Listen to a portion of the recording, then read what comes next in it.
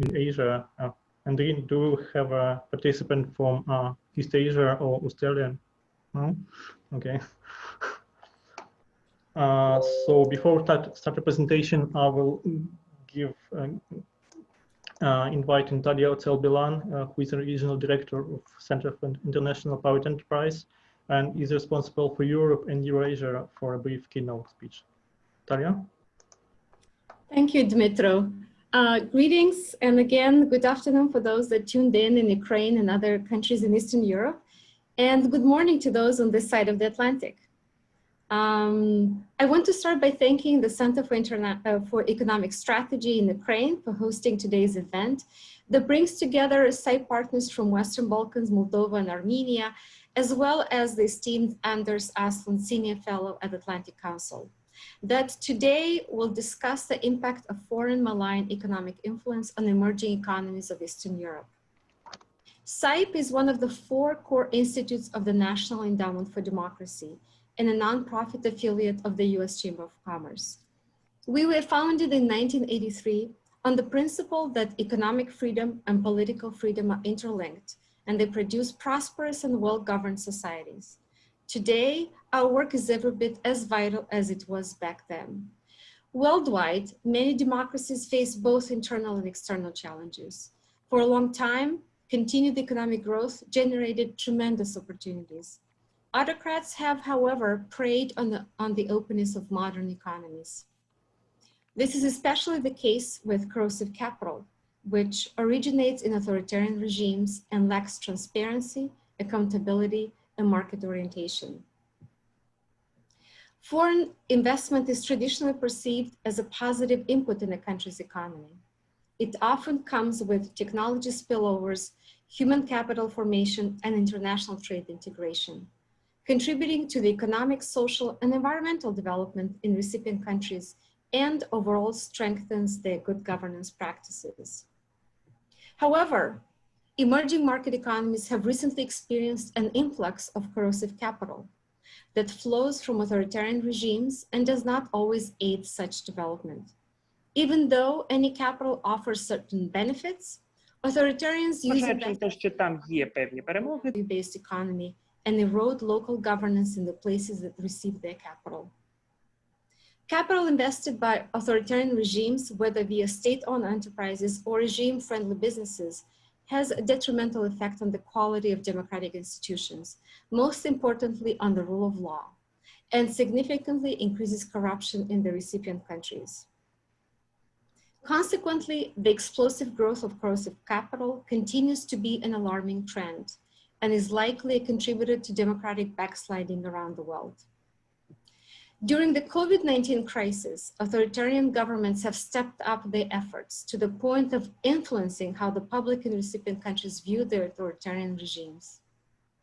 Though in many countries, the negative effect of corrosive capital on democracy, human rights, and governance are well documented, the authoritarians work to influence public opinion via local media to portray favorably their investment and aid. Today, my Deputy Director, Eric Hans, and our partners will share their insights about the impact of corrosive capital in countries of Western Balkans, as well as Ukraine, Armenia, and Moldova, to help us make a better sense of this challenge with a strong focus on how to address it accordingly. COVID-19 is one of the greatest challenges the global democratic community has ever faced to its capacity to manage crises. It is negatively impacting economies and slowing down, or in some cases, reversing reform progress. While many small and medium companies are at an inflection point, the private sector is likely to play a significant role in the post-COVID-19 economic recovery and reconstruction. At the same time, it must continue to play a positive role in improving governance. Because investors often assert their own business culture, expectations of conduct, and norms of business behavior through the investment, constructing investment supports broader economic and social goals, such as reducing inequality through the generation of wealth for a greater, wider number of citizens, or connecting markets and boosting integration. Constructive capital guided by market institutions business culture, and partnerships in the aggregate can create a virtuous cycle of wealth creation, improved governance outcomes, and a better future for the next generation through inclusive growth. Business and investors cannot afford to be passive. The world needs action to affirm the values of free markets and democracy that create a market for everyone and the opportunity for every citizen to thrive. Nevertheless, as long as in free societies in which citizens and independent institutions are unable to hold the top leadership to account to continue to exist, such regimes will continue to project their sharp power, including through corrosive capital. Any response to such power must seek to unmask and expose authoritarian influences within the democracies. The goal of this global initiative focused on corrosive capital is not to stop investment from such countries as China, Russia, or others. Investment is much needed in the emerging economies to create growth and jobs. Rather, the goal is to reduce the corrosive effect on local democratic institutions and markets and help build the resilience of local democracies by turning any investment into constructive capital that has positive spillover. We do this by empowering local stakeholders with the tools they need to objectively assess the impact of such corrosive financial flows and identify the governance gaps and weaknesses such capital exploits to produce a negative effect. There is fortunately no shortage of expertise and information on corrosive capital in many countries where CIPE's civil society partners are deeply involved in its analysis, from Europe to Asia and Latin America. However, because the challenge of sharp power is multifaceted, so must be response to it. The authoritarians must be contested on multiple fronts and levels, including within the institutions of the countries targeted by corrosive capital. And it will take thoughtfulness and innovation to meet the challenge. To this end, local institutions should work to detect and address the threat of corrosive capital. Part of the solution, therefore, lies with the international community. Various organizations, including CIPE, can support local stakeholders to advance democratic and market-oriented principles, not only by promoting an ethical and accountable business culture that fosters inclusive growth, but also by improving the rule of law and governance of public institutions.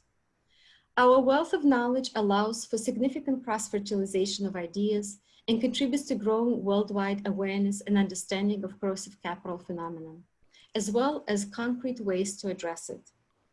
To make countries more resilient to the effects of corrosive capital, CIPE's civil society partners both map corrosive capital's impact on critical economic sectors in their countries and propose necessary regulatory and institutional reforms with input from affected stakeholders. With CIPE, while CIPE is a global organization, its approach is think globally and act locally. Hence, you'll hear today from our partners. CIPE supported this organization to design and implement local projects to help close specific governance gaps that had allowed the inflow of corrosive capital and reinforce democratic institutions by fostering collaboration on formulating concrete solutions and information sharing among civil society, the private sector, and lawmakers. In this regard, governments, civil society, and business have an important symbiotic relationship. When they work well together, democracies and economies flourish. As part of our thought leadership, we're determined to work with all stakeholders toward this goal. Thank you. Thank you, Natalia. So now I would like to invite Daria, who is an economist at our center and the primary researchers of all types of corrosive capital. So Daria, please. Thank you, Dmitro. Before I begin my presentation, I wanted to ask, we have prepared a question for our audience. So Andrei, if you can share the poll, we would like you to participate actively, not just by listening, but by answering and contributing to the discussion by answering some of the questions throughout today's evening. So Andrei, if you can turn on the first question now, it would be great. So yes, our first question is just generally, what do you think about capital from authoritarian countries? As Natalia already said, it's sorry, disappeared for a second. Corrosive capital may be dangerous, but we wanted to have also to hear the opinions from our audience. Do you think all capital is dangerous or only state-owned, or whether you think that there is no difference to where the investment comes from and any money can bring benefit to society? So yeah, you can vote in this poll. I think both audience and the panelists can vote in the polls. And while you're watching, I think I can start the presentation. So today, as Dmytro already said, our presentation today is based on our report on Russian economic presence in Ukraine. So we will release the full report later in September, and we will have both Ukrainian and English versions, so you can read whatever version you feel more comfortable in reading. And it will have much more details than I can address today. It will have more data on trends in Russian economic presence in Ukraine for the last 10 years, and we'll dive deeper in the specific sectors, such as sectors of critical infrastructure, such as energy and banking and so on. But today I just wanted to focus on the key issue of why Russian capital is dangerous in Ukraine and what damage it has done and what damage it can potentially do, and what are potentially the ways you can deal with it and what policies we can do to address these issues. So first of all, we believe that based on our research, there are like 5 main ways in which Russian economic presence can be a danger to the country and to the economy and to the society more generally. So first, Russian economic presence is often hidden and concealed, and it's difficult to identify.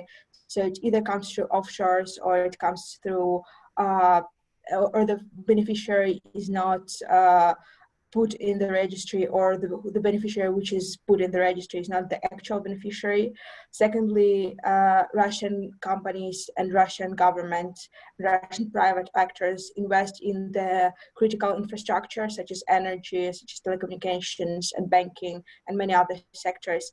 And when they capture control share in this critical infrastructure, they de facto have a monopoly position, which means they can influence not only the economy but also the society, and they can, if they leverage this presence, they can turn off the critical infrastructure basically and the vital areas of the economy.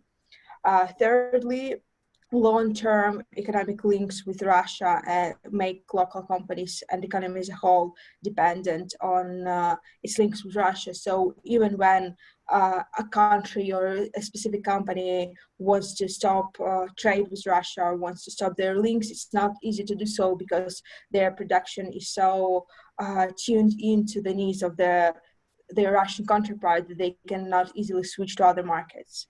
The fourth reason is that the Russian companies sometimes deliberately invest and ruin production capacities in the countries they invest in. So their motive is not to seek profits or not to have some economic gains, but to simply basically ruin the production infrastructure and production capacities, either because they feel that these companies constitute a competition to their Russian companies, or simply they're acting on behalf of the Russian government and they're pursuing the strategic goal of ruining Ukrainian production capacities.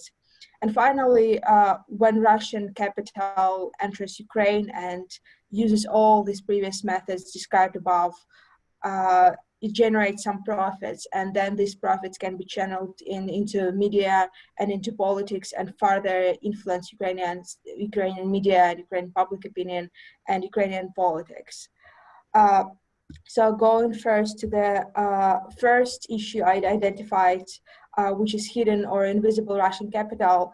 This is one of the figures from our research paper, which we basically tried to estimate the FDI flow to Ukraine from Russia. And as you can see, if you use official databases such as Ukrainian Service of Statistics, which is in orange, or Russian Central Bank, which is in blue, the investment from Russia is lower than if you use the unofficial, this is Mutual Investment Monitoring Database, which gathers all the large investment projects which are connected with the Russian owners, even if it comes through offshore rather than directly. So this gap between the all projects which are connected to Russian in any way and the investment which comes only directly to Russia, it represents that a really large part of investment from Russia, almost half, comes from not directly from Russia, but through the offshore. And we cannot see it in the official data. And if we cannot see it, there is not much we can do in terms of policy to address the threat this investment may possess. So, for example, even if we ban Russian companies to participate in privatization, these companies may invest through offshore, and they may not put the Russian individual as their ultimate beneficiary, and therefore still use this loophole to still invest in Ukraine. So as I said previously, there are several ways Russians can hide their presence. First, as I mentioned before, they can use offshores and use offshore companies rather than investing directly from Russia, and this data doesn't show up in the official statistics. And what is more, it is easier to report not the actual person as a beneficiary, but rather than some person who is just a director of the company, or who is just connected to the person who is actual owner, but he doesn't own the company himself or herself. Secondly, what we saw in Ukraine, some companies have sold, they have sold the companies, but de facto they maintain controls. So we can see in Ukraine there are a lot of journalistic investigations which report that certain companies which have changed their brand name, which apparently have changed the owner, they are still being controlled by the same ultimate beneficiary they used before. And such selling of the companies is dangerous, because to the consumers it may seem that this company is no longer Russian and this company is some Western investor which doesn't possess any threat, but actually often they only do so to mask their presence and they remain the ultimate beneficiary. Thirdly, we can see that although in Ukraine it is often the case that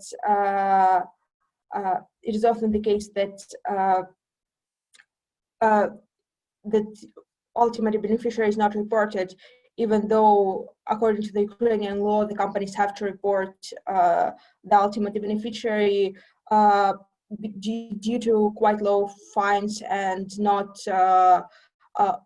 the laws are not always being enforced. Many companies fail to report the ultimate beneficiary, so we don't really know who the company belongs to, whether it's Russians, whether it's Ukrainians, or whether it's some other foreign countries. So again, Russian companies can use this loophole, just not reporting ultimate beneficiary, and be exempt from sanctions and from other restrictions. Another way to hide the presence can be registering companies on the relatives or acquaintances who are not, for example, under sanctions, to avoid these companies from being operated in Ukraine. So, for example, Viktor Medvedchuk doesn't officially own any TV channels or any oil companies in Russia, but his wife officially, according to their financial declarations, has a share in some of the Ukrainian TV channels and some in some of the oil companies in Russia. And even though Medvedchuk himself claims that he takes part in operating in the operational activities of these companies, So this is another way to kind of hide the connection to a certain company. And finally, if a person doesn't want to hide its presence, but this company is still put on their sanction list, the person can hire lobbyists to be removed from the sanction list and to be excluded to continue operate. For example, we know that Oleg Deripaska was in the sanctions list in the US. However, some of his companies were removed from the sanctions list, and this could be attributed to the work of lobbyists and to using this way to not hide their presence, but to allow him to continue to operate in Ukraine and in other countries. So the second point I had was capturing critical infrastructure.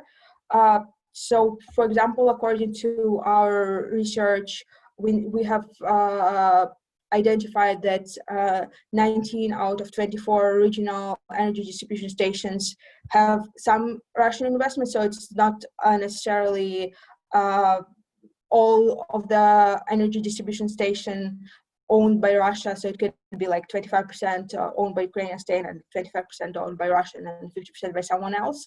But 19 out of 24 have at least some investment from Russian companies or Russian individuals or individuals connected to Russia.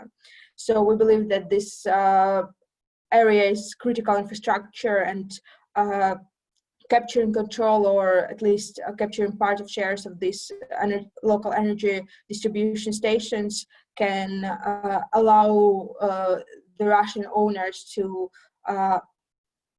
be involved in, for example, switching off the energy supply, or making it more difficult to connect to the energy supply for businesses, and slowing down Ukrainian production capacities and business development. Also, we know that there are three major telecommunications companies in Ukraine, which are mobile operators, and at least in 2 out of 3 of them, there is at least some Russian presence. Again, this is not always the majority share, but at least some presence means that they have access to this critical area of telecommunications. And finally, we know that even though now we still have these examples, but previously there was much more involvement of Russian companies and Russian connected companies to critical infrastructure. For example, the famous example is Ruslan company, which was connected to Dmitry Firtash, who is Ukrainian, but who worked with Russia to supply Russian gas to Ukraine, and basically controlling gas trade from Russia to Ukraine. So as we see now, we have much lower share of Russians in critical infrastructure, but nevertheless, we still have some of these examples. And then the next example I gave is ruining Ukrainian production capacities, which leads to either help to the competitors in Russia, or just basically to ruin production capacities to weaken Ukraine against Russia. So here we focus on one of the case studies we have identified, which is the Zaporizhzhia aluminum production plant. This plant was purchased by Rusal company, which is owned by, again, Oleg Deripaska. And according to Ukrainian security service, which has conducted investigation in this Rusal has failed to fulfill its obligations to invest in the company, and it even transported some of the valuable equipment which was located in this company to Russia. And Ukrainian security service says that it was a deliberate attempt to ruin Ukrainian production capacities to make Ukrainian aluminum production and metallurgy in general dependent on trade with Russia, because without being able to process this aluminum in Ukraine, other plants, for example, Mykolaiv alumina plant, has to trade with Russia because there is nowhere in Ukraine they can process their goods and products too. So This is kind of an example which was even investigated by Ukrainian Security Service, which is kind of an attempt to ruin Ukrainian production capabilities by purchasing full production plant and failing to invest in it and ruin its production capacities. And the other point I had in the beginning was that Russia often make Ukraine dependent on its economic links with Russia. So it can be, firstly, it can be due to the integration of many of Ukrainian companies into the supply chains with Russia, starting from the Soviet Union, and which continuing until today. So, for example, if the company was integrated in the supply chain with Russia and it hasn't made attempts to diversify and to produce other equipment which would be appealing not only to Russian market and to other post-Soviet markets, but to Western markets as well, it continues to be independent on its trade and its links to Russian companies. But more major examples, first is gas trade. As we all know, probably for many years, Ukraine was dependent on gas trade with Russia, and there were several so-called gas wars where Russia threatened to turn off gas supply to Ukraine to make sure Ukrainian politicians made right foreign policy decisions. Fortunately, now it's the situation with the gas trade is much better, as Ukraine doesn't purchase the gas from Russia directly, but it purchases indirectly from Europe. Other area is, which is also important, is nuclear energy. So in nuclear energy, for many years, Ukraine had to purchase fuel for nuclear power station from Russia. Now it's also starting to diversify and purchasing from Westinghouse company, which is another large international company which produces fuel for nuclear power stations. However, this process is slow and takes years and years to fully diversify and to fully switch the fuel supply. So it had Ukraine started purchasing this and diversify, and earlier this dependence wouldn't be much less now than it is. And the third large example is the Russian state-owned banks given loans to Ukrainian state-owned companies, making them dependent on these loans. So again, this is not, to the best of our knowledge, this is not happening right now. This is more before the Revolution of Dignity. But from what we know, many Russian state-owned banks were granting large loans to Ukrainian state-owned companies, for example, Corrosive, which is a railway company, but also companies in defense industry as well. So this makes these state-owned companies dependent on this money from Russian banks, but also it gives the Russian state-owned banks the access to the people in these state-owned companies, and it gives them ability to influence the decisions of the state-owned companies and in favor of Russia. And finally, as I said, often Russian companies and especially Russian state-owned companies use profit they made in Ukraine and in other countries to channel into the media or into politics to promote Russian agenda and to promote Russian image in this country. So while in Ukraine we know that Russian TV channels are banned, we know that there are some pro-Russian media outlets in Ukraine which are owned by Ukrainians, but they still promote pro-Russian message. And even though there is no direct evidence that they are funded from Russia, they are linked to some Ukrainian politicians, for example, who have links to Russian oligarchs or who have links to Russian politicians. And in politics, it's the same issue because of the lack of the transparency of the party finance. We know that sometimes Ukrainian political parties receive funding from not really clear sources, but we don't know whether really comes from Russia or whether it comes from some other source. But we know that there is potential that Russia could be funding the pro-Russian political parties in Ukraine. And then again, there are also other important channels, for example, social media.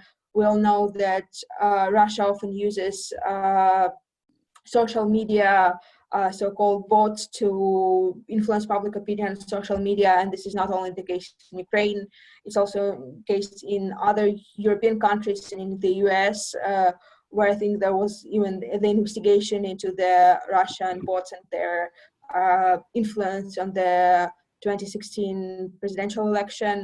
And then in Ukraine, there is also issue with church. So there is Ukrainian Orthodox Church of Ukrainian Patriarchy, and then there is Ukrainian Orthodox Church of Moscow Patriarchy, which is headquarters is located in Russia, and which can be influenced by Russian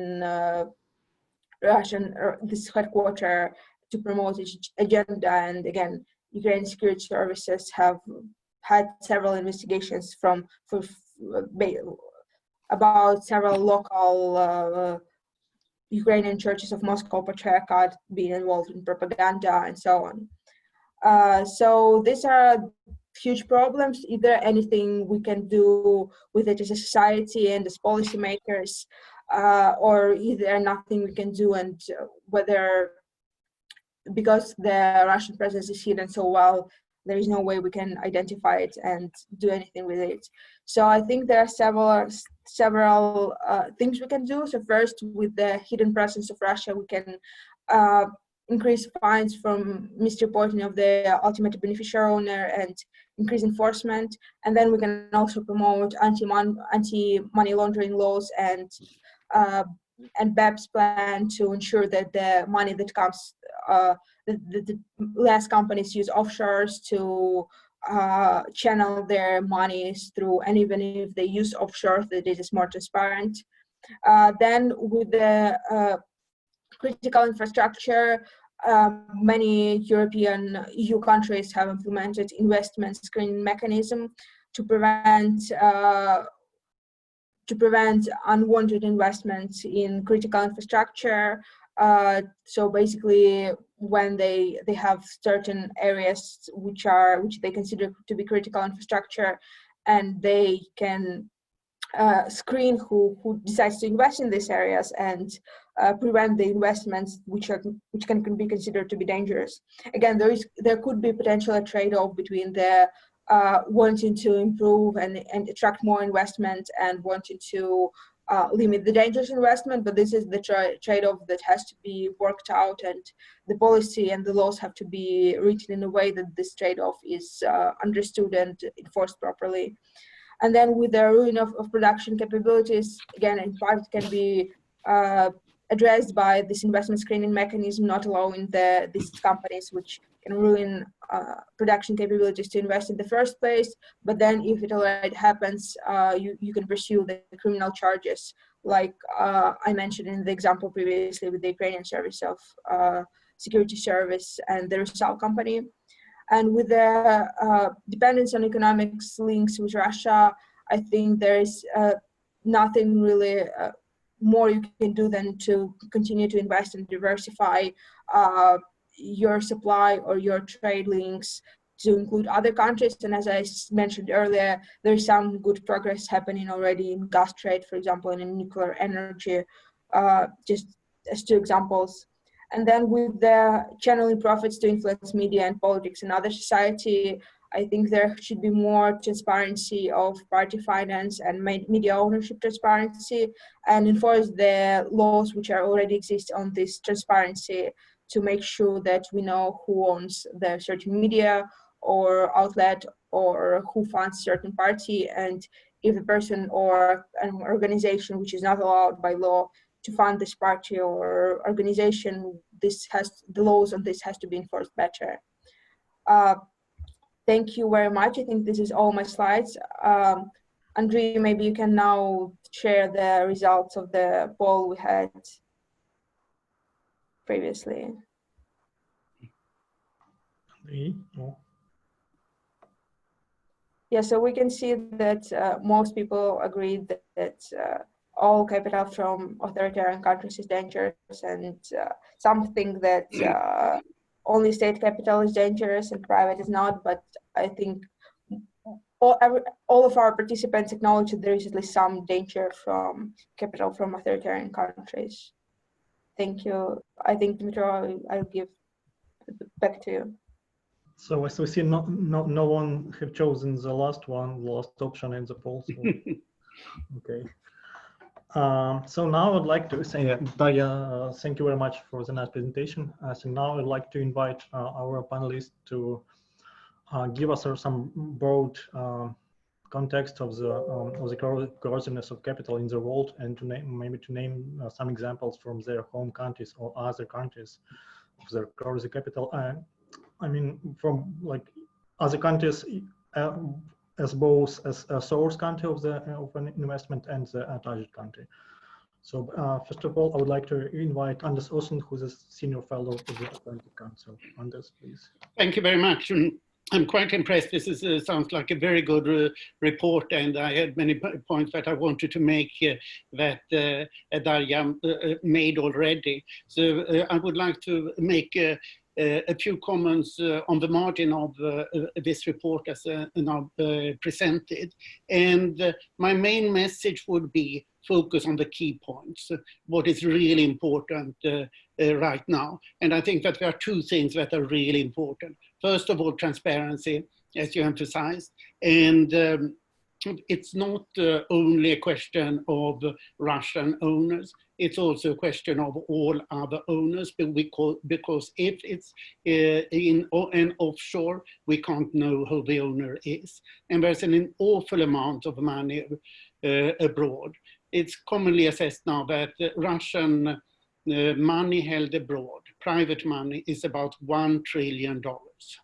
And probably 1/4 of this is held by Putin and close friends of his. I wrote about this in my book, Russia's Crony Capitalism, that was published last year. So transparency, transparency, transparency, which you have, and then that the ultimate beneficiary owners really need to be checked. And Ukraine has one wonderful example that you did not quite mention, the banks. The National Bank today knows all owners of the banks, which shows that this can be done in Ukraine, and this should be done by other institutions on a similar.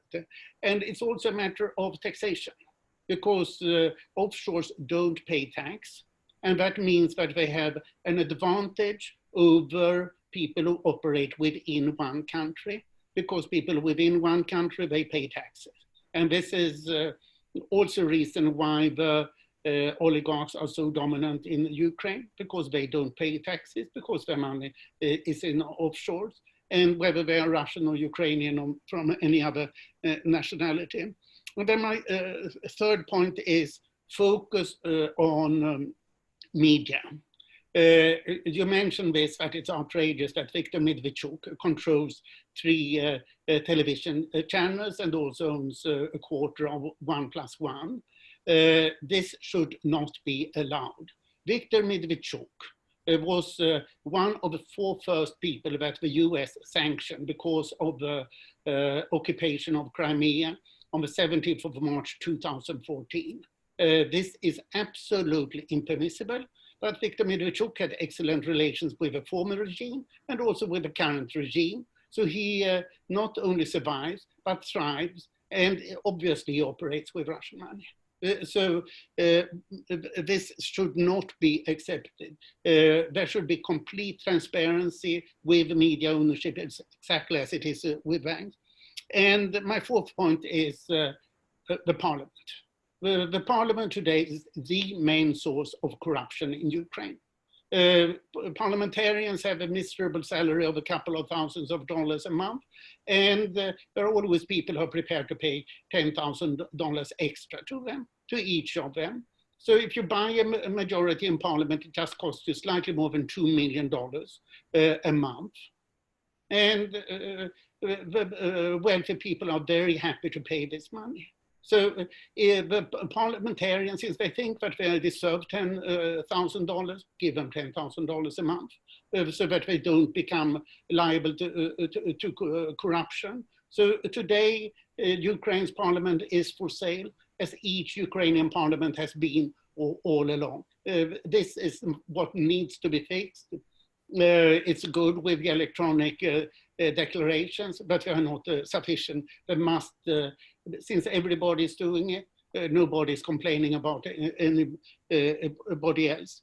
Then I thought your examples on gas trade and nuclear energy was excellent, and also that you emphasized that 21 out of 24 electrical distribution companies have Russian ownership. I mean, this is outrageous. And in particular, that Alexander Babakov, who controls many of these companies, and he, if I remember rightly, has ownership in 10 of them.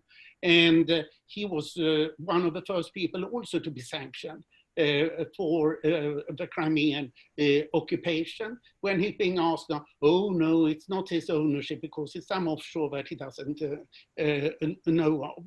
And let's see. So what I would suggest is that certain people should be prohibited of pursuing business in Ukraine. And there are quite a few of them. But I would start with Viktor Medvedchuk, Alexander Babakov, Dmitry Firtash, that they have disqualified themselves in the same way as in most Western countries. If you have committed certain crimes in the financial sector, you are not allowed to operate in the financial sector at all. And in Ukraine, it should simply be certain people are so criminal that they can't be let into business activity. And apart from that, quite a few people should actually be prosecuted. And now we know that people who get prosecuted in Ukraine are the civil activists rather than those who are actually committing the crimes. One objection that I have is ruining production capacities. Ukraine has 8 oil refineries, 7 of them are standing still, and they are owned by Ukrainians. When 4 of them were owned by Russians, those 4 were working and the others were standing still. So it's very difficult to say, but this Zaporozhye capacity, I don't think is much to have, and I would de-emphasize it. It's very difficult when you get disruption, and it's very much a question of the Russian sanctions. And perhaps the sanctions should be emphasized, that it's so dangerous to pursue trade with Russia, because whenever any Ukrainian businessman is successful on the Russian market, he or she finds that they are being sanctioned in Russia. So the sanction risk, the political risk is a bit, but thank you very much. Excellent report. And I should only say a comment about the US. In the US, you have a massive amounts of dark money that have been allowed since the Supreme Court verdict, Citizens United, in 2010. So the US is for sale.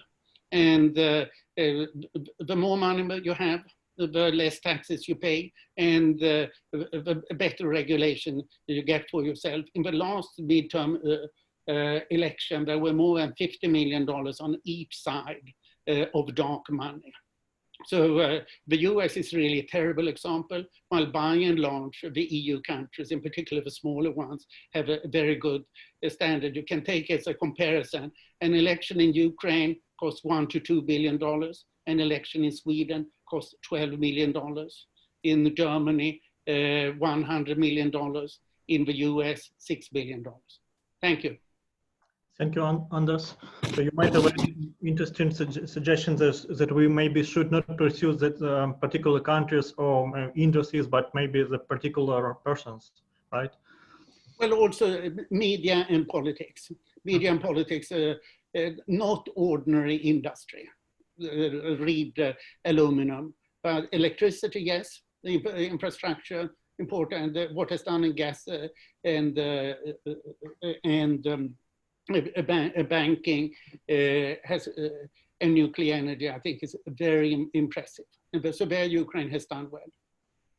Thank you. So now Eric Hans, the Deputy Regional Director from SIPE. Eric, please. Thank you, Dmitro, and thank you, Anders and Daria and Natalia for starting out. And I just want to make a comment that it's been a pleasure working with the Center for Economic Strategy and your commitment to documenting the sources of capital and investment into Ukraine from Russia in this case. And while we term this as corrosive capital, we want to make sure that we want to be investor, anonymous. We really don't care who's putting money into Ukraine. What we care is the end results, and we want to have. At the end of the day, we want to have good markets. Markets require regulation. Markets require some oversight, and the markets require an effective governance regime in order to function properly. And so what these corrosive investments do is undermine those market systems, and they disrupt the very function of a market where there's limited competition. Conversely, if we take a look at the other side, SIPE has been looking at what are constructive capital investments. These are investments that are additive to value in an economy. So if we take an investor, like I believe Nespresso is investing into production capacity in Western Ukraine. And when they opened their factory, they instituted certain ecological protocols. They were very responsive to local authorities, and they instituted water reduction management systems. That's not a state requirement of Ukraine, but because they were saving so much money by introducing these new systems into their production capacity, other firms in the region were also interested in doing this. And so that's an example of an additive investment where a firm, through its own initiative, goes above and beyond any government regulations and then has a cascading effect, on an entire industry where they're doing better, they're being more accountable to stakeholders, they're adding jobs, they're adding value into the overall business ecosystem in the country. And if we look at this as not as a single investment or not as a single industry, but overall, and we look at Ukraine, it really is this, in a very interesting position. It's a frontline state in many cases, in many senses of the word, right? So you have this really a tale of two economies in Ukraine. You have one economy that is more or less competitive, more or less innovative, and seeks to engage with the EU, with the US, seeks to institute the highest standards of corporate governance, brings people like Anders onto their board of state-owned enterprises, if you're still on the board of Ukrzaliznytsia, to make it more transparent and make the market function better. Then you have another Ukrainian economy. This is a Ukrainian economy that seeks to extract monopolistic rents, that seeks to push out other actors, that seeks to build moats to competition in the country. And these are the sectors of the economy that are not only influenced by Russian capital, but also Ukrainians as well, that seek to create a market that is not functioning properly, and that limits opportunities for Ukrainians. It limits opportunities for other investors into the country, and it limits the overall potential of the Ukrainian economy, which I think that we all agree here is really large. And this comes back to an issue that I was thinking about and how to characterize investment from these authoritarian states. So, you have Russian state-owned banks, state-owned industry, you have Chinese state-owned banks, state-owned industry investing into other emerging economies, and not only Russia and China. But at the end of the day, are these equivalent investments? What is attached to these investments? And I would argue that there's a difference in how these investments are made and decisions that are made going into these economies. They're not necessarily market-oriented or profit-seeking investments. They're not responsible to local stakeholders, and they're not achieved in a transparent way through offshores, right? At the end of the day, it comes down to markets, markets, markets, and we want to have a competitive market in Ukraine, in other states. And the more competition that we have, we'll see corruption reduced and opportunities increased for Ukrainian citizens. Daria went over some really key factors in screening investments and ways to stem the flow of corrosive capital, and that's closing governance gaps. So this is where we work with local ministries, line ministries, to implement very constructive policies that allows for positive investment into the countries, allows for FDI flows, but at the same time seeks to disrupt some of those non-market oriented flows into the economy. We've seen in Southeast Asia, several groups of businesses try to engage with the public procurement system. In Ukraine, this has gone through some way with Prozoro, but I still believe that there's work to be done there.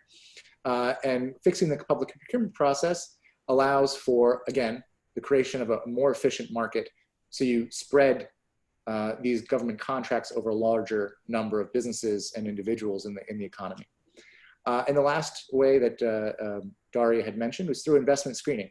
And so we look around the world at EU countries, at the United States, and I think that, to my mind, Australia has really worked up a really solid framework for investment screening, and I think that the world should pay a little more attention to what Australia has done, because you have a resource-rich economy, you have massive Chinese interest in securing those resources, but somehow for the past 20 years, the Australians have maintained a relatively clean and efficient market in their country, have both welcomed Chinese investment and investment of other nations, but still maintained their own national security interests, their own environmental standards, their own human rights and labor protections throughout the economy. So I think that Australia is really a leading model here for the investment screening mechanism. And I would like also to note that in Ukraine in particular, SIPE is working with our partners at the Corporate Governance Professional Association to produce an index of Ukrainian companies that are transparent and accountable. And that's forthcoming in the next few months here. Hopefully by September or October, we'll be publishing that report. And that's where we look through the disclosures of various Ukrainian companies, the ease of access to information about ownership structure, governance structure, which ways their management and senior management and board are engaging in Ukrainian civil society, and how they are, these companies are positively impacting Ukraine and the business community. And then hopefully we continue our work with CES in the next year to look at Chinese investment into Ukraine. It's a larger and a continuing increase of Chinese interest in Ukraine. And I think it's an area to explore. And again, to look at those specific policy fixes that could be put in place to both allow investment, but to protect Ukrainians and make the market more efficient in order to get the most opportunity for the most number of Ukrainians. Eric, thank you. So Daria, you see that the next topic of our research will be corrosive Ukrainian capital, or technically corrosive Cyprus capital, corrosive Dutch capital, Swiss, Austrian, I don't know, whatever. Okay. So now I'd like to hear some examples of maybe prominent examples of from countries of our region. So please tell us about like over indebted industries or enterprises, demolished plants, etc. So we'll start from in alphabetic order. So Artak Rumyan, economist at the Transparency International Armenia Anti-Corruption Center. Artak, please. Microphone. Okay, thank you. Thank you, Daria, for very interesting presentation.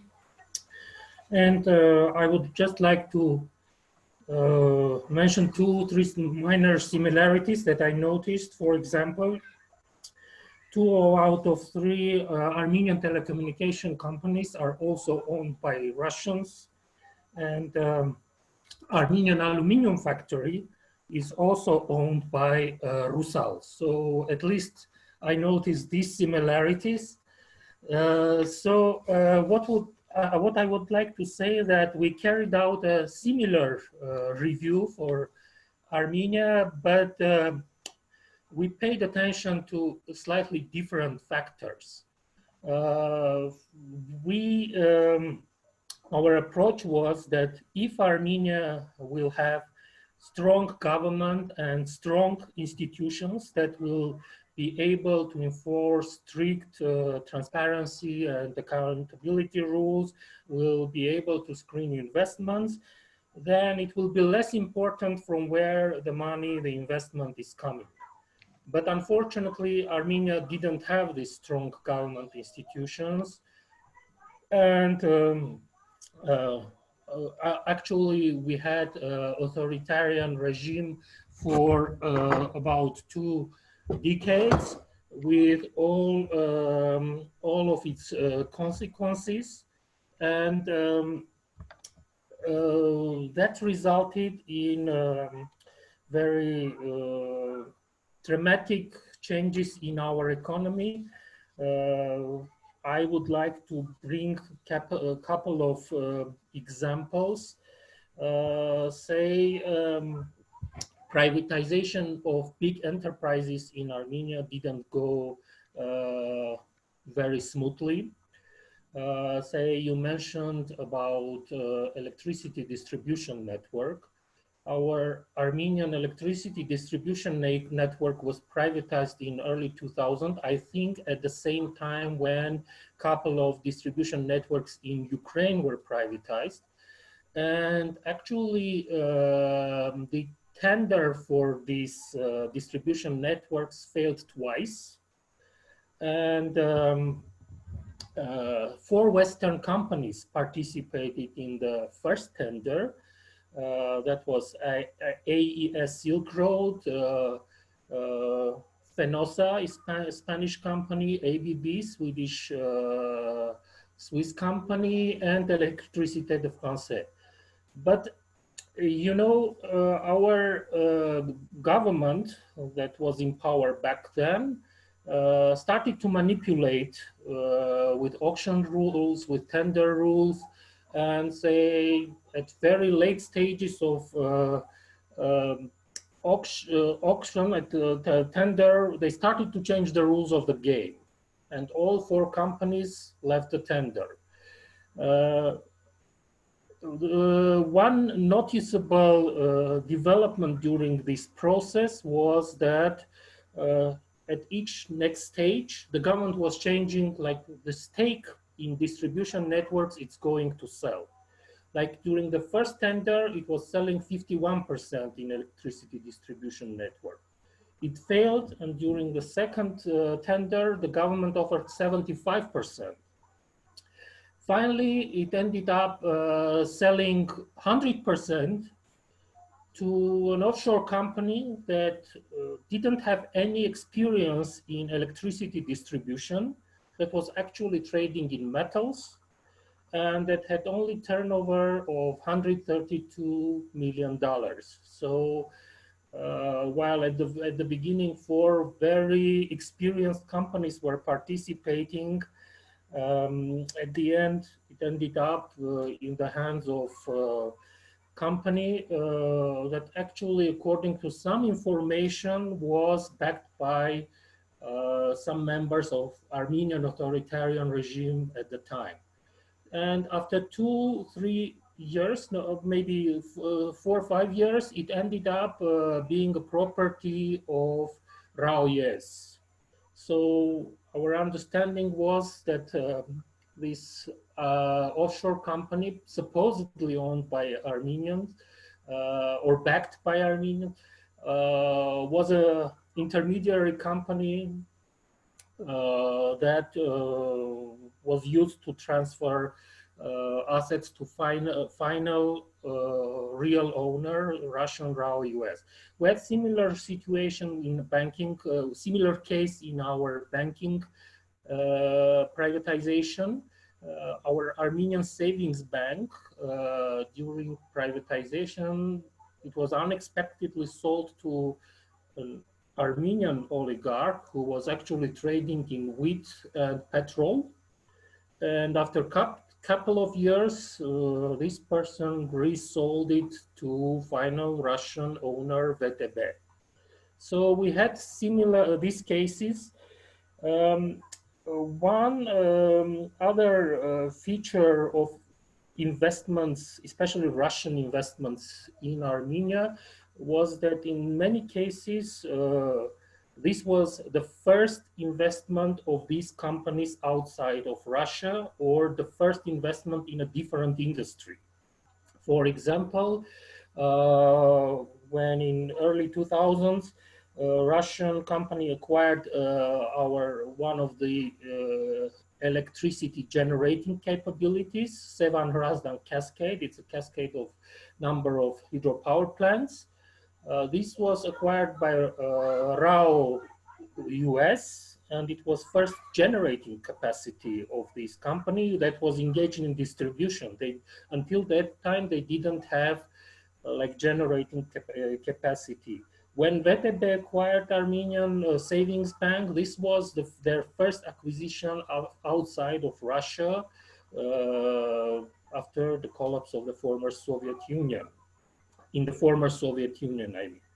So we had these interesting experiences, and one noticeable factor is that, as I mentioned, Armenia had its own authoritarian regime for about 2 decades that was actually cooperating with their Russian counterparts and arranging in deals. And many of the transactions carried out were not market oriented, so to say. We didn't have clear idea about the value of assets transferred to Russia. For example, just to mention one, Sevan Razdan Cascade, which has 560 megawatt power, its capacity is 560 megawatt, was transferred to Russian owner against $25 million debt. So Armenian company had debt to Russian one and $25 million, and this company was transferred. 10 years later, an American company acquired another generating capacity. A little bit, the capacity was a little bit less, only 400 megawatts, but it paid $180 million. So we still have doubts also about the second transaction, but you see the values of assets are so different. All these transactions were not based on market prices. We actually didn't have idea how they determine the prices of assets and how they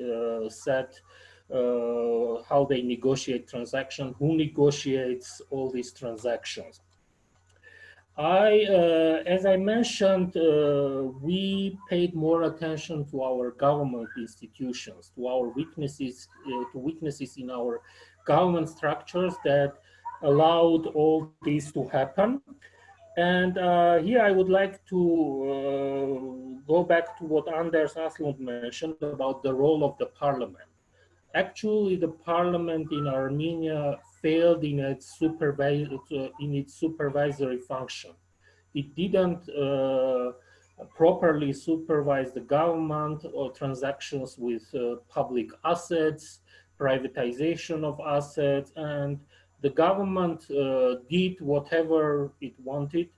Privatization in Armenia was regulated by the law, but in several cases, the parliament took away certain assets out of the list of privatization and allowed the government to do whatever it wants with these assets. And we have very vague idea until now how all these prices and transactions were arranged.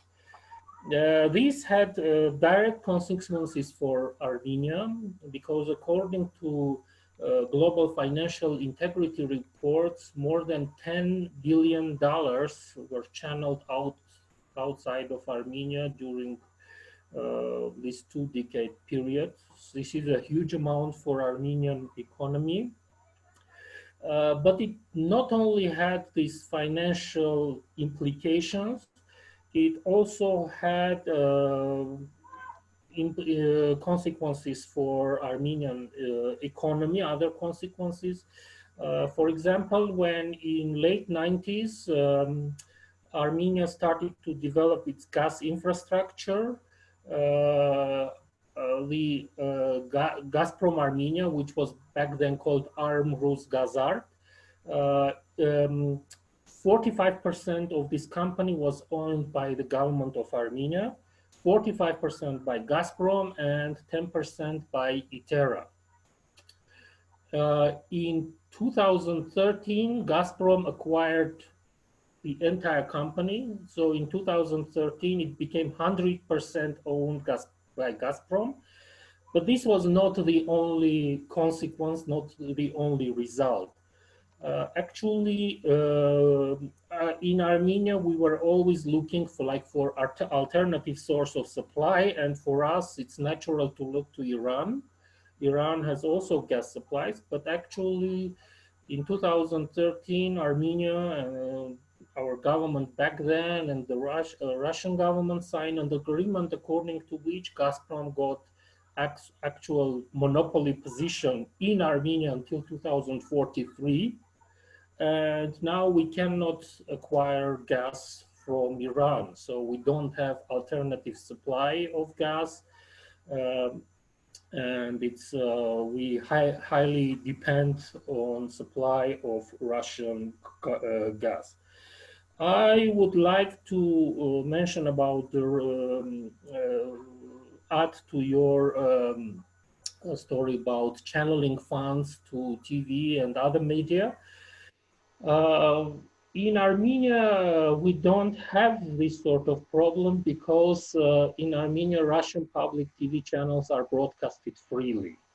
And in addition to Russian TV channels, we have 2-3 channels owned by representatives, linked to representatives of previous regime, who also broadcast anti-government propaganda today. Our government is very democratic to a certain extent, and their suggestion to population is that we are not going to close any channel. The remote control is in your hands, so change the channel if you don't like it. It's very simple. So in our analysis, we came to conclusion that Armenia needs to strengthen its institutions. The parliament needs to play bigger role in supervision over government. We need to strengthen the Public Services Regulatory Commission because it has direct role in all these transactions, and it also approves tariffs. And in several cases, when approving tariffs, it transferred all the additional costs of inefficiencies to consumers. So whenever there is inefficiencies in these distribution networks and in Gazprom and other facilities, the consequences of these inefficiencies were transferred to final consumers in form of price increase. So we need to strengthen also these Public Services Regulatory Commission and probably law enforcement bodies. So we look, we made number of recommendations with regard to strengthening our public institutions. And we hope that if Armenian authorities go forward following our recommendations, we will have better opportunities to impose transparency and accountability rules, identify final beneficial owners of these investments, and provide equal opportunities for all investors. So it will be make Armenia a better place for foreign investments. This is for all for now. I will be happy to answer to your questions. Thank you. Thank you, Atak. So it looks like while we are here discussing the FDI screening mechanism, so the Russian government have a FDI policy that with like checklists that you should own as a telecom operator or oil processing plant or aluminum plant, or etc. So, so now we continue with examples from Moldova. I would like to invite Diana Lerushin, Executive Director of Center of Entrepreneurship and Economic Policy. Tatiana. Hello, everyone. And first of all, I would like to express my gratitude to organizers, to SAPI and the Center of Economic Strategy for the opportunity to participate in the discussion of the risk associated with the corrosive capital. The application of this approach for the analysis and assessment of investment attracted to Moldova makes it possible to better understand the true motives and assets, the real effects of their impact of the interest in the general public. I should note that our center, our team on the center have just started assessing the Russian economic footprint in Moldova and its impact on domestic and foreign policy. However, even the first results allow us to draw a number of important conclusions and better understand the interest of Russian economic influence is being used, how it works, and what to do about it. For our discussion today, I'd like to take your attention just to three maybe political cases that illustrated the dangers of Russia's economic footprint in Moldova. Think about the Russian economic footprint in Moldova in comparisons with the Ukraine is relatively small. From this point of view, Moldova should be viewed as a part of a more significant problem, and maybe not so much as a goal, but as a Russian tool or instrument of influence in the region. First of all, of course, through the separatist territory in Transnistria between Moldova and Ukraine. From this point of view, it is important to understand not only the true goals, but also how is this instrument funding. In this context, the attraction of Russian investments, their protections, efforts should be considered in the frame of reference of their compliance with the national interests of recipient country, Moldova. As you know, Moldova practically does not have its own resources, primarily hydrocarbons. Moscow uses the gas supply not only to keep Chisinau in its orbit of influence, but also to finance the separatist regime on the left bank of the Dniester. The huge debt of Moldova gas to Gazprom, today it's almost of $7 billion, is used by Moscow in the negotiations of the Transnistrian settlement for various kinds of different conversions into federalizations, conversions or assets, or the removal of the weapons from the warehouse in Kolbasny, etc. The results of such kind of cooperation is a huge corruption in the highest establishment and not only absence of transparency of the negotiations process on the gas contract, but an unfavorable tariff policy, as a result of which the poorest country in Europe considers gas at the most expensive price in the region. As I have already said, Transnistria not only does not pay for the consumed gas, but but uses it to generate electricity at the Kuchergan power plant, the owners of Khosrau, yes, and makes money by selling it to Chisinau. So it means that people from Chisinau, from Moldova, pay to Gazprom twice, and in financing the separatist region. Let's add that the unrecognized territory is a source of smuggling, all kinds of traffic of people, goods, documents, etc., and all the negative consequences for both Moldova and Ukraine. Both countries should establish good cooperation not only with the framework of the international project like YOBAM and for Frontex, but also across the interspectrum of the interstate to expert relations.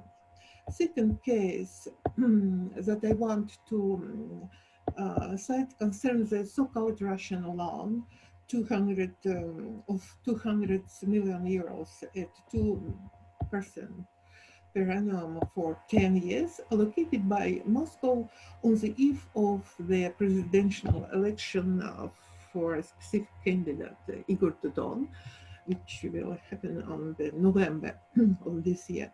This case was widely described and called as the Yanukovych 2.0 loan by analogy with the 3 billion received by Yanukovych for disrupting the signing the association agreement by Ukraine. And as you know, probably the Constitutional Court of Moldova rejected this loan, pointing out numerous violations and risks both in the loan agreement itself and in its negotiations. We have yet to study this case in detail, especially because show must go on. Since the President Dodon has resumed the negotiations to obtain it. It is obvious that in the context of a pandemic crisis, limited financial resource due sanctions and crisis in the hydrocarbon markets, such generosity from Moscow should have serious motivations. In many respects, it connected with Moldova's joining in the third energy package last month, July this year, which radically changed the context both for negotiations on the annual contract with the Gazprom and the conversions, as I mean, of its debt, which is essentially the corporate debt with Gazprom and its subsidiary Moldova Gas. Moscow's generosity in this case should be understood as a transaction to Plan B, replacing Moldova's energy dependence with financial dependence. And we believe that the approaching of the corrosive capital methodology will help us to identify the governance gaps and gaps in law enforcement in terms of threats of the economic security, corruption risk, due diligence appliance, and etc. As I mentioned, we are just on the beginning. And finally, the third aspect that I want to draw your attention to, Moscow is using Moldova as a platform to advance its agenda in regional and geopolitical negotiations. For instance, Moscow applied sanctions to Moldova after Chisinau signed the association agreement with EU. Afterward, Moscow instead to trilateral format of negotiations between Chisinau, Brussels, and Moscow, including on the ashes of DCFTA expansions in the Transnistrian region. This proposal, of course, was rejected by Brussels as referring to relation between Moldova, bilateral relation between Moldova and EU. But we have a lot of examples. Another example is the so-called big package for Moldova, which provides for the settlement defrothing of the Transnistrian conflict through federalization, promoted by Igor Dodon at the Security Conference in München last year. So this and as examples require in-depth analysis and the cross-country cooperation, in our opinion, of experts in order to reveal a real understanding of the goals, objectives, and methods of the Russian footprint in the region and in Moldova in particular. Building expertise using the experience of Ukraine, Armenia, Bulgaria, and Eastern Balkans will contribute to development of effective policy measures, investment attractiveness in the public interest rather than the regional kleptocratic groups. And in conclusion, as I say, in a month, we will be ready to present for expert discussion our first conclusion and recommendation on the application of the corrosive capital methodology in Moldova case. And I really look forward to continuing this interesting and very important discussion in the near future. So thank you.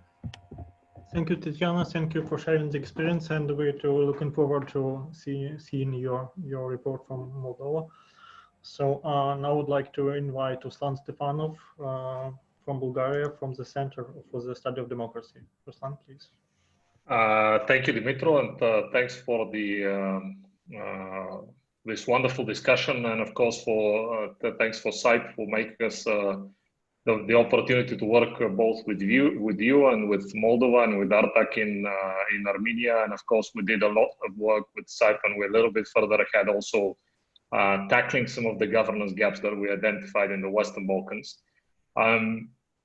As I see that time has moved on and we're close to the discussion slot, I'd like to make generally 2 points. One is on the how we diagnose corrosive capital, and why is it so important that we are aware of it and that we know that there is a risk of that, of corrosive capital penetrating not just Eastern Europe, but I would say the European economy as a whole. Anders mentioned the 1 trillion outflow of capital from Russia.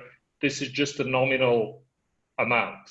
What happened with this capital outside of Russia is that it went through numerous offshore holdings right in the center of Europe, Luxembourg, Liechtenstein, Netherlands, Ireland, Cyprus, and of course, some of you mentioned also the US, but I think we need to zoom in on Europe. And we've had a number of examples of how this corrosive influence could be problematic.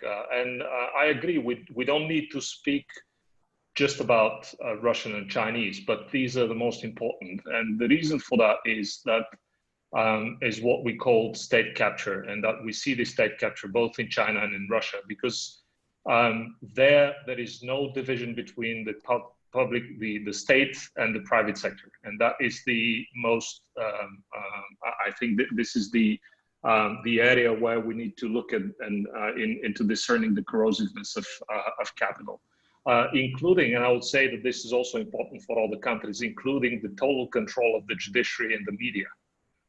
Let me just give you an example very recently. I mean, some of you probably already saw the blast in Lebanon. And then if you look at the number of links of this ship It started from Georgia. It was registered on a company in Moldova, which went through an offshore in Panama. It received its correspondence in Bulgaria, and it wreaked havoc. It was traveling under a different flag and so on and so forth. So this means that there is somebody very intentionally wants to conceal the ownership of this company. These are not all these offshore holdings that are not meant, and these round tripping and whatnot, different financial terms, they're not meant to ease the investment, to make investors more secure, which is also a legitimate concern. We need to make this clear, because many of the countries in Europe, investments are not entirely certain. And the reason for that is, again, state capture. The reason is that there are political circles, there are political economic organizations that can actually steal or take away your business. That's why you need to protect your investment. And that's why some of these are very legitimate investments. So that's why it's so difficult to discern corrosive capital. And of course, it's very easy to say, you're just targeting Russia and China, but that's not true. The reason we're doing that is that there is no clear division between what's state and what's private, and when the private might be used for state purposes or for party political purposes in that matter. And that is what makes Russia's power both hard, soft, and sharp power. What we call the state capture power. It's a fusion. This is something that we've developed, and CSD's latest publication on Kremlin playbook in Southeast Europe is the fusion of all these different sorts of players. On the one hand side, it's the deniability of the fact that there is a fusion. If you look at Russia and even China can claim that, that there is some sort of but Russia for certain, there is clearly window dressing democracy and market economy. So they claim, this is all business. It's, we're not really interested in that. But the problem is this complete control, and that if a private investment is seen as a potential extension of state policy, then it can be used, like we've seen in the case of Transnistria. Like we've seen in the case of Armenia, where there's been people have dealt directly with the Ministry of Defense, on energy issues. We've seen it on a number of occasions in Ukraine, although Ukraine clearly has made a clear-cut, very decisive, and probably the most far-reaching and most sweeping attempt after the fall of the Berlin Wall, I should say, and in particular in the former Soviet space. But of course, we could look back at the experience of the Baltic countries. I mean, look at all the different laundromats that happened. This is where they happened. I mean, it's not outside of the EU; it's right in the EU, and German banks and Dutch banks and everybody else participated there. Remember Austria? The Ibiza case, where we had a deputy prime minister. It was a sting operation, okay, but it could also not have been one. And in all these cases, and I'm finishing with that, in all these cases, it's not just the state capture or the fusion of state and private and media ownership and judiciary and parliamentary and church and whatnot, which is what you have in a very pure form in China. But it's also the local governance gaps. And I'd like to talk a few minutes about these. In all these cases, what these corrosive investments have sought is some form of local governance gaps, whether it was some sort of a dependent judiciary, corrupt judiciary, whether it was a corrupt parliament, where they voted a specific line that allowed a monopoly in a specific business, whether it was a regulator that didn't pay attention or allowed, or whether it was a government or a minister or a prime minister that signed a privatization deal that effectively gives a natural monopoly to a country that might want to use it adversely to affect the policies of the host country. In all these cases, there is some governance gaps, that we need to look into. And let me finish with just an idea. I think the more we've discussed with SIPE and we've worked on the issue of corrosive capital, the more we discover that as much as it's tempting to find a roadmap of steps or simple fixes, it's not simple. This is for the long term. I mean, we've and in the case of Europe, in the case of EU, I think the biggest governance gaps is that we need to understand first what is the size of the problem within Europe, because we still don't know that. We still don't know how Putin's pipelines, Nord Stream and South Stream, affect the different countries in Europe, and what kind of capital has played there, who benefits what, who gets what kind of business and what not. We still don't know how much of the, these plant companies in the Netherlands, why are they there, what kind of connections they've created, and so on and so forth. I mean, we still don't know what the very high-flying consultants in the city of London and in Frankfurt or in Paris, the banks that are exposed to the Russian market, what are their true allegiances? What are their, we are still not aware of these risks of corrosive capital. Okay, I'm not saying we should be stopping this, but I'm saying that we should be aware of this risk, and then we should have a reasonably long-term strategy in identifying that. All of the factors that you mentioned, all of the tools that were mentioned, like investment screening, like regulatory functions, like the parliament, like disclosure of conflict of interest. All these are the normal democratic checks and balances that make certain that we try to diffuse power, concentration of power, both in the economy and in politics. And this is what democracy and market economy is all about. And that means it's not simple, but that means that we have to start something. And I think the experience of Eastern Europe, the new member states of the EU, shows how difficult that is, and how different instruments it requires, from transparency to institution building, so on and so forth. But also the experience of Ukraine, of Georgia, showed how difficult it is to break with these bonds when you actually could have a malign intent on the other hand side that comes not just from a state, from official government, but it could come from private business or from media. And I think this is where we have to focus, on this merging of power that we've called very often state capture risks. Thank you. Ruslan, thank you very much. By the way, I was wondering what does it all under the moon mean in the context of our discussion today? Okay, so before we turn to questions and answers, I would like to pass the word to Darya for some final remarks. Darya, please. Yeah, thank you very much. I just wanted to point out that we have another question to keep our audience active and to make sure you stay engaged. So Andrei, if you can turn on the second poll we have. So we have, you have listened to many people speaking about the dangers of capital coming from corrosive capital and from just generally people who have malign intent. So we're asking, what do you think the best policy options in dealing with them? And you have several options. You can select as many as you want to. So if you can vote now, we can see the results a little later.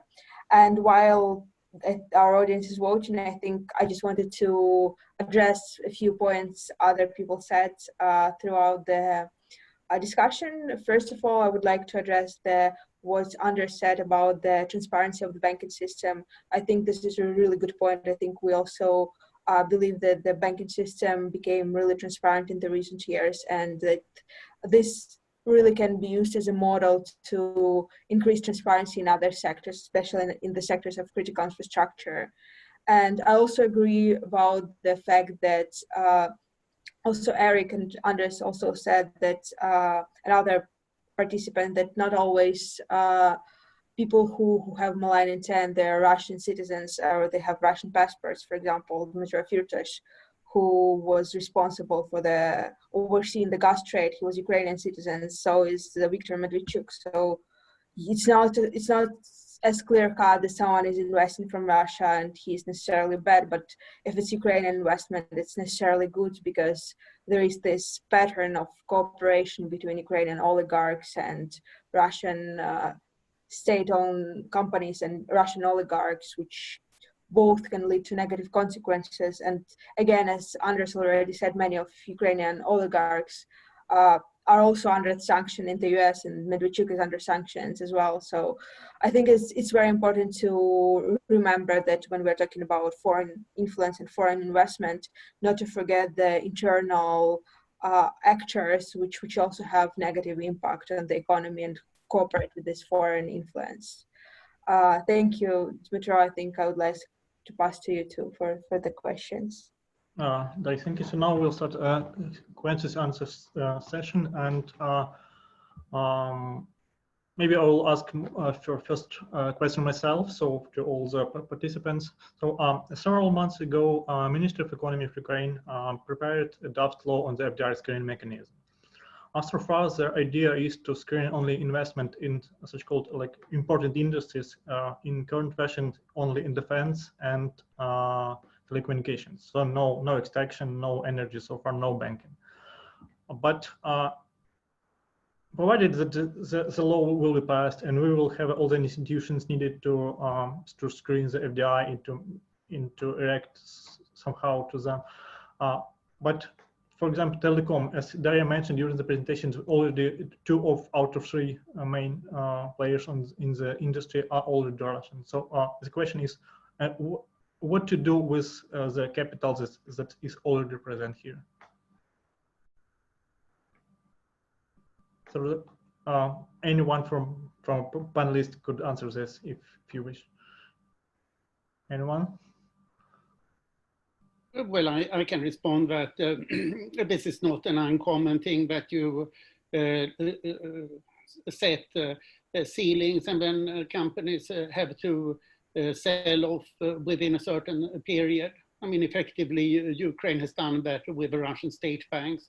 Now it has not been fully complied with, but the Russian state banks have sharply cut down their activity and don't give new loans. So I think that you give companies a few years to withdraw. And of course, Russia has done so with media. So why shouldn't Ukraine do the same with regard to Russian media? Yes, Ruslan, please. I think there is a reasonable, it has to be a reasonable approach, which means that focusing on certain industries or sectors like media, banks, telecommunications, the ones that are control critical infrastructure, and of course, this sizable is important. Now, how you decide on what is in this interconnected world, what could be a corrosive capital deal or not, is more difficult because, and this is where sound institutional environment and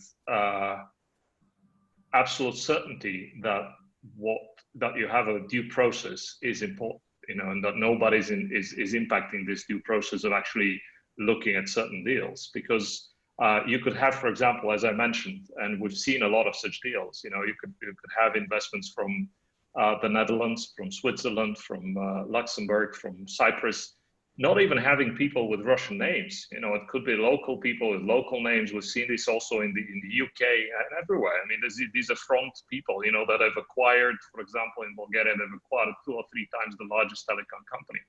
And we just had an issue where VTB actually sold the largest Bulgarian telecom to itself after winning a tender in London.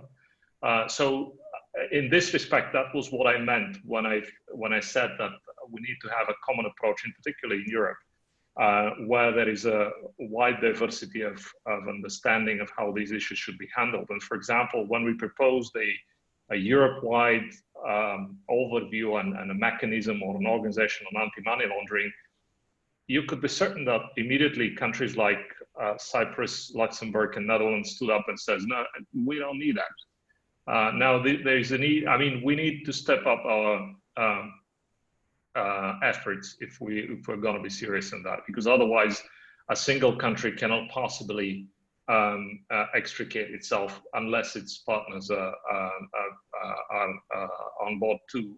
And particularly when you're also very willing to attract investment, because investments in the end of the day is good. So you want to attract high quality investments, but I think that also depends very much on the process, on the due process that you have in the country itself. Thank you. So now we'll let the audience participate in the discussion. So we already have a couple of questions now, so I will read them. So first questions, actually two questions from Nicholas Schmidt. So first question addresses to Mrs. Kurumian. So your examples were mainly from earlier in time and referred to privatization. Do you see any problems, particularly with public procurement in Armenia at the moment? And what progress has been made, or what reforms are being discussed? And second question is to everyone. So what's the best way of protecting the country from corrosive capital, but not at the same time to discourage clean, useful foreign investment? If I may, I would like to add to the first question to Mr. Kurumyan.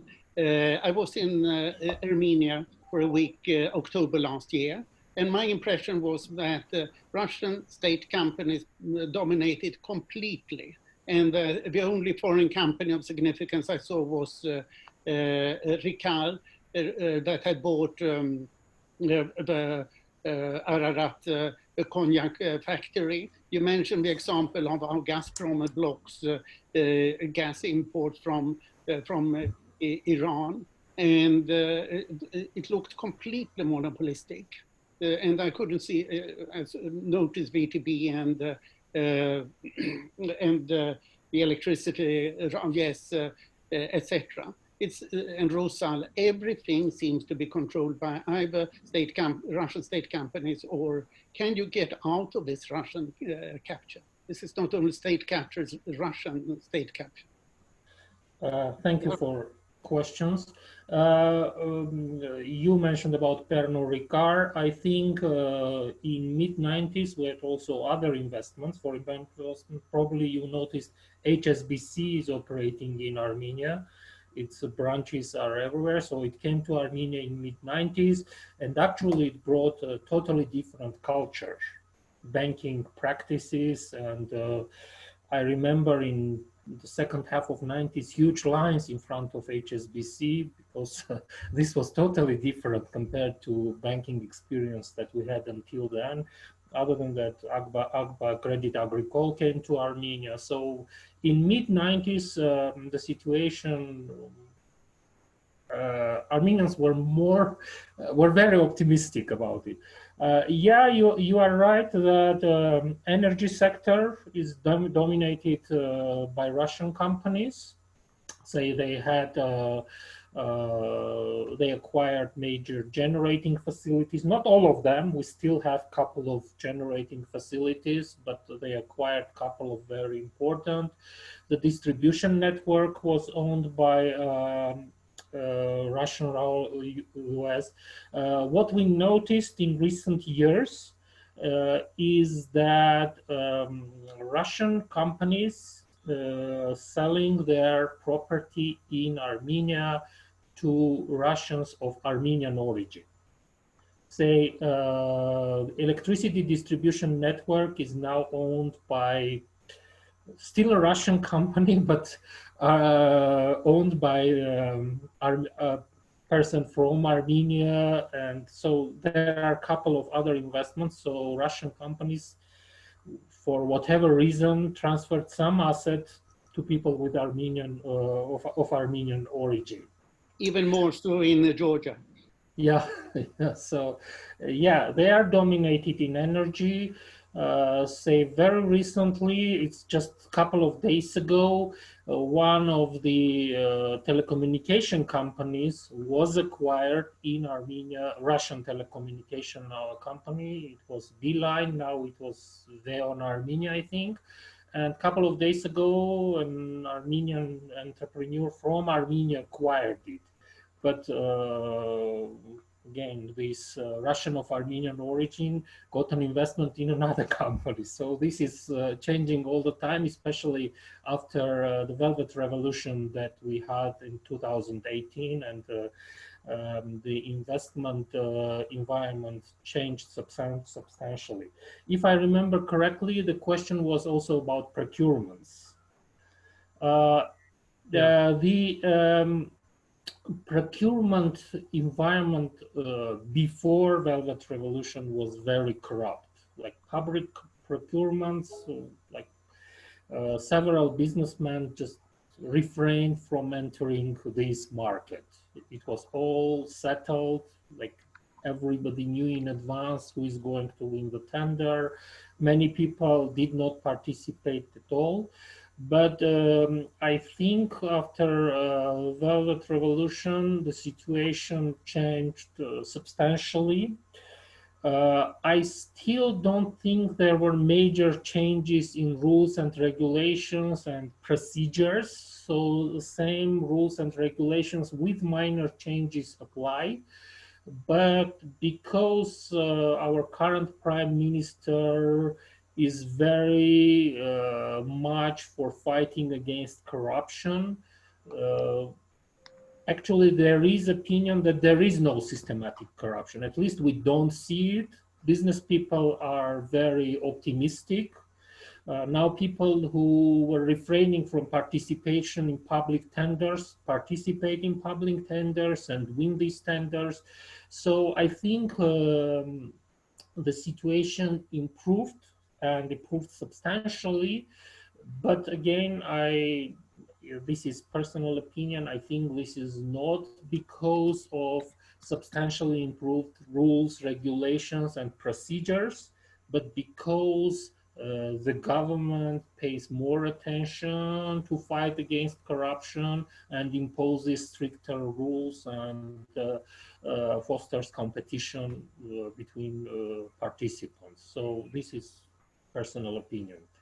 If I left any other question, please. Also, Yes. the second question of Nicholas was to everyone. It was about the balance between the protection of country from the corrosive capital and the discouragement of like a real clean investment. Yeah. Go ahead, Artek. Yeah, as I mentioned, in mid-90s, we had substantial investments of clean capital. HSBC came to Armenia. Pernod Ricard acquired Armenian brandy factory, although many Armenians didn't like it and still think there was some suspicious transaction there. But anyway, this was new business culture, new practices that came to Armenia. In 2012, if I remember correctly, even Orange, the French telecommunication company, came to Armenia and operated here for 2-3 years, but actually it was squeezed out of market after 2 or 3 years of operations, and our local Armenian telecommunication company, the third one, which was not owned by Russians, but by local oligarch, actually acquired Orange. So we have an impression that during this period of authoritarian regime, most of investments were actually through offshore companies and belonged to either Armenian the people connected to Armenian regime or by Russians.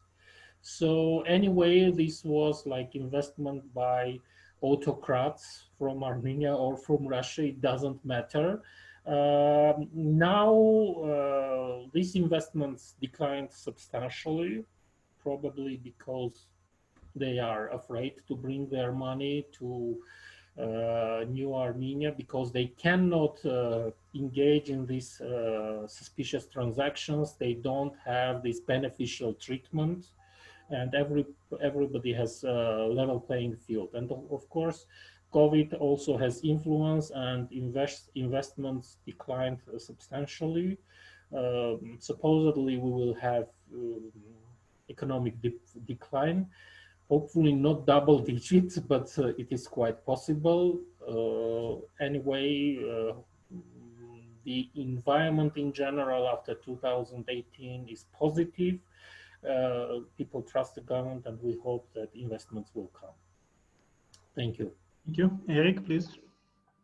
Yeah, and so I think that the thrust of the second question from Nicholas was, what role, how do you both protect against corrosive capital but also allow for investment? And this is a balancing act, right? And at the end of the day, as Ruslan was mentioning, it requires the fostering of competition, right? So to my mind, the best way to fight corruption is for a government not to create extrajudicial bodies and anti-corruption commissions. It's to foster competition. And the more competition that you have in an economy, the less opportunity there is for corruption. So there's the market-based solution for corruption is to create more competition. And so, what can we do as thought leaders or thinkers or what? We can encourage pro-market policies by the government to foster these competitions, to have clear rules that are laid out equally for everyone, to have transparency in the market, and to have the market be accountable to stakeholders. By instituting these policies, we're going to create a playing field where Ukrainians can compete, where Western companies can compete, and where Russian companies can compete. If they come in transparently and submit to the rules of the game, there's no reason why anybody should be forbidden from participating in a market. I think I disagree with Anders that certain people should just be completely X'd out. Maybe if there's a condition or an independent judiciary finding. Anders mentioned the securities situation in the United States, but that's only one industry those people are forbidden from participating in, and that's after an exhaustive review process and a finding, where they are prohibited from participating in the finance industry. Maybe at the end of the day, maybe that is a solution, but in the interim, I think that the government, what is the job of government in Ukraine, in Armenia, in Moldova, in the United States? It's to foster a clear and transparent system of a market to create a competitive environment where we're limiting the effects of these corrosive capitals. And you need fundamentally property rights in that equation. And if we're kind of coming in and excluding individuals or kind of kicking people out without due process, to me that undermines the arguments, for the creation of an environment that is conducive to constructive capital. Let me respond there. In many cases, you don't have a rule of law. In most countries, you don't have decent rule of law. And I mean, the US legal process is a joke. If you're a billionaire, you will not suffer. You can always buy so expensive lawyers so that nobody but the government can go after you, and the government only does in very few cases. I mean, Manafort is a perfect example of how you get away. No prosecutors dared to go after Manafort until the Mueller investigation came. So also in the US, where legal process is applaud, what you do when you don't have it. You block some. I mean, in Ukraine, I can name a number of people I won't, because they will immediately sue me for libel, since this is public, and who should be prohibited from pursuing business. And perhaps it's easier for the state to do something, but my big answer is transparency, transparency, transparency. And we have seen that very well in the Ukrainian case, but also in other cases, that transparency can actually be imposed. While rule of law is one of the last things you can actually impose, because the courts tend to be easily bought and completely corrupt. And Ukraine is a good example of it, but there are so many other cases. And you can say in Europe, no big banker is ever sentenced to prison, because there are always such good connections that you are being excluded. We might see one exception now with Wirecard in Germany, but in general, big bankers are too important to be sentenced to prison. Thank you. We have a next questions, but again, two questions. So question from Steven Mechanic, when does a capital investment by a nation become corrosive, or there is no single starting point? And is it approved like intentionally for being corrosive, or it just becomes corrosive in the process of implementation, or both? Let me give an example on this.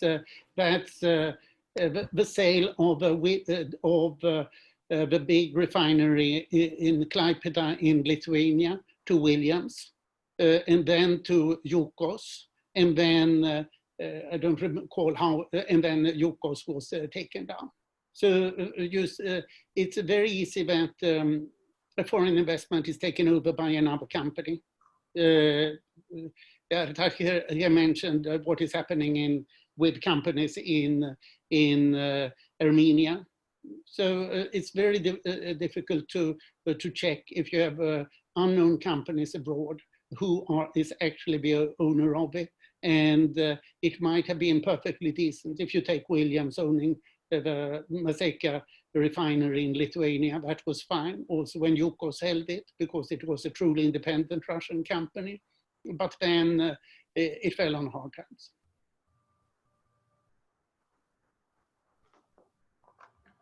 So any more answers? May I just add, if I may? Just based on what we observed here in Armenia, these capital actually brought corrupt practices and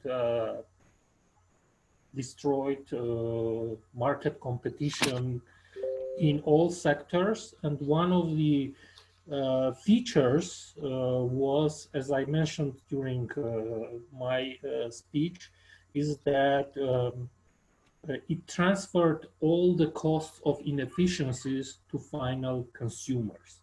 Say our Public Services Regulatory Commission, it has two roles: to protect consumers and to assure level playing field.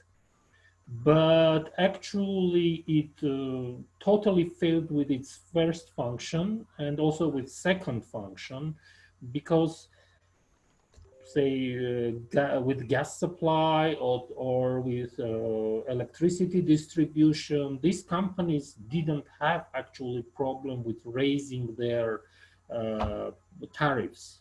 The usual practice was that, for example, they would go to Public Services Regulatory Commission, apply for, say, 15% tariff increase.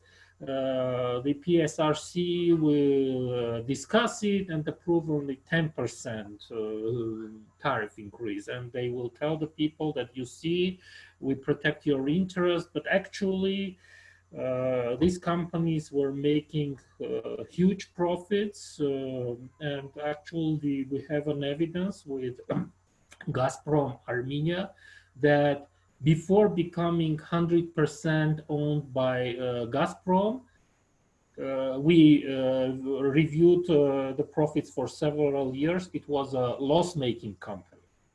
Once it became 100% owned by Russia, it started to make profits, and most probably transferred these profits outside of Armenia. So these practices of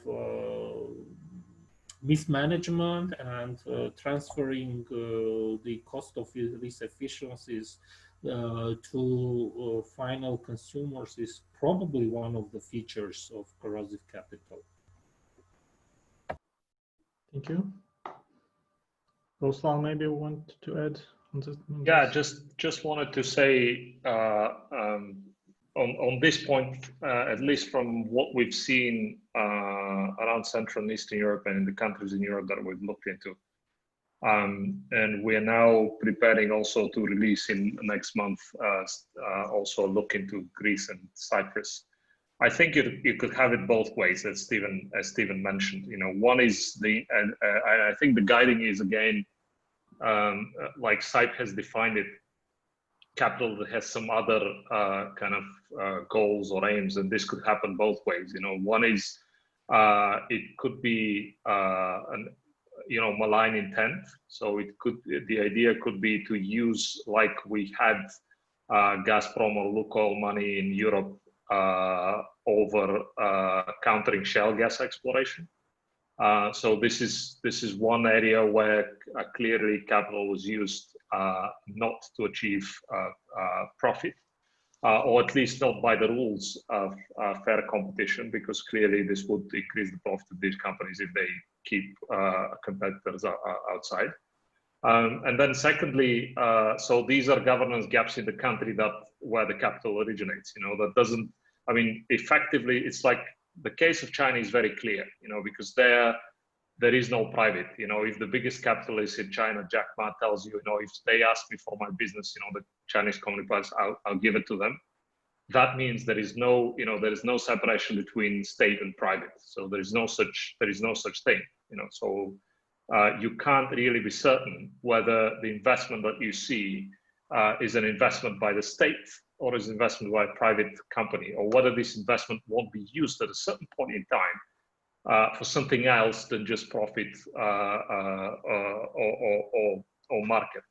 The same thing could happen the other way around. If there are governance gaps or state capture in the country that where the capital arrives, and this we've seen numerous times in Europe. I mean, think of the example of Greece. You know, think of the tens of millions of bribes that German companies paid, you know, from the military-industrial complex and whatnot. This makes the capital corrosive. You know, that does not necessarily mean it comes from from Russia and China, but it's because you have the local governance gaps that that change the direction of that capital. And this, of course, links to the previous question that I'd like to just very briefly mention. I very much agree with Eric, and it takes a lot of time. You know, and sometimes it's in all these countries that we're talking about, the Eastern Europe, Europe itself, but also the new market economies and democracies of former Soviet Union.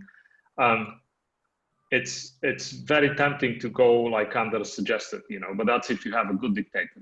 Imagine you could have also a bad dictator. So I think the one area that we need to be very, very proactive, and again, there are no silver bullets. You know, it's one step at a time, every day, in and out. And I think that's why it's important that what the center in Ukraine does, or what the Artak does in Armenia, or what Tatiana do in Moldova, we need to do this on a daily basis. I mean, effectively, this means we need to create these institutions every day. And there will be challenges, of course. And I think there are two institutions that are critically important. One is the media. So knowing that you could trust the media, building this, that they will be looking into all these, you know, there will be watchful eyes, you know, looking at everything. And then there's the judiciary. One of our earlier studies in Europe found out that the biggest difference between Western Europe and Eastern Europe in the EU member states is actually corruption in judiciary. There was almost no such access in Western Europe, you know, in particular the level of judges. Whereas in the case of Eastern Europe, it was pretty widespread. So I think these are two very critical checks that we need to ensure that function properly. Thank you. Thank you, Ruslan. So 2 hours passed very quickly, and we need to conclude. But before we do that, I would like to pass a word for the very last remark to Daria Mikhailishina. I guess it's about the second poll result. Daria? Yeah, Andrei, could you please show and share with us the results of the second poll? And so we can see that our audience is quite optimistic. Only 5% say that nothing can be done. And most supported policies are high standard of party finance transparency and media ownership transparency. And again, during this discussion, we've heard many times from many different speakers that transparency is really important, and I agree with it as well. And the investment screening mechanism is also quite important, quite popular among our audience.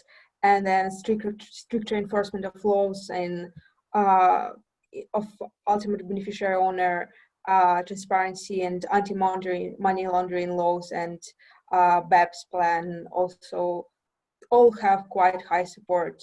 So I think with that, I would like to thank all the speakers and the guests for joining us today. And I would like to remind you that we'll have the final full report published both in English and in Ukrainian, I think in mid-September. So you'll have more details. I wasn't able to mention everything today, unfortunately, and all the details about the banks and about the energy and about the gas trade and about so many other different things. But you'll have, if you're interested to learn more, you can read the reports. It will be both on our website and in our Twitter and Facebook and for Center for Economic Strategy. So thanks again for joining us today. Thank you so much. Thank you. Thank you. Thank you. Thank Bye-bye. you very much, Thank everybody. you. Bye. Very interesting and useful. Thank you.